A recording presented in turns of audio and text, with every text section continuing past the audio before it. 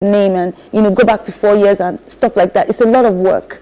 So sometimes when we look at how young men die, I'm sad for like a week. I mean, I read the death certificate of a man who died from a tooth extraction. He bled out and that was it. He was 32.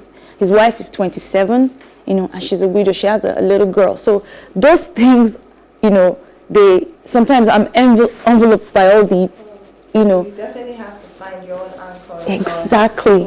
So that you also don't carry too much. Yes. So on what? God is my anchor. I don't have any other secrets or things I do. It's just God.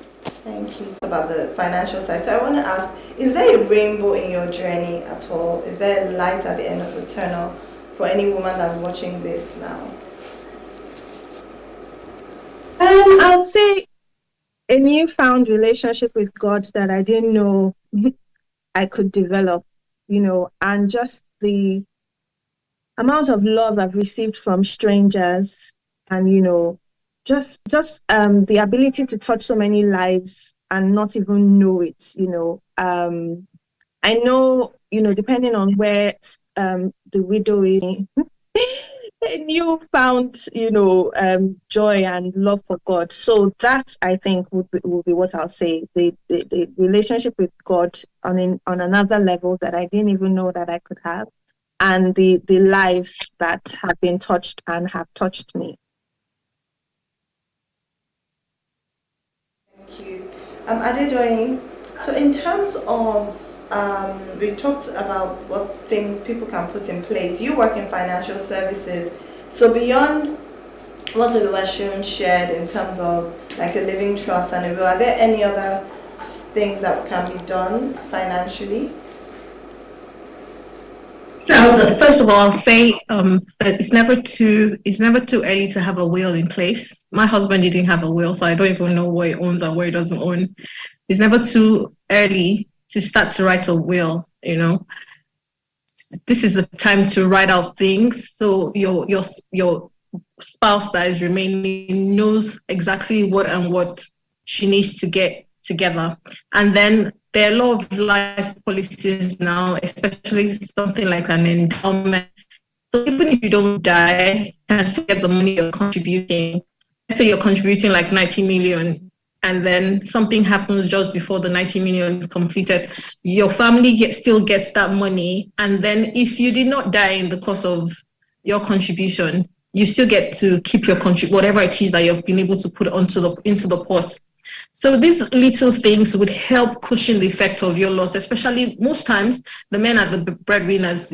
Dad is the one paying the school fees, paying the house rent, doing this, doing that. It's a lot if there's no plan in place and then you're just gone.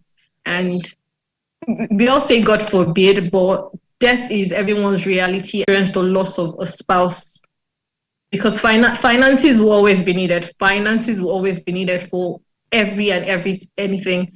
So it's always good to have a plan in place, and don't put it in the hands of an administrator so that things are a lot easier, because the Nigerian system makes a lot of things very difficult to get letter of administration, to get this. But if you've put everything in the hands of a company that knows how to get these things done, then it's a lot easier. Your wife doesn't have to keep running from one place to another, trying to understand what all the documents she needs to put together.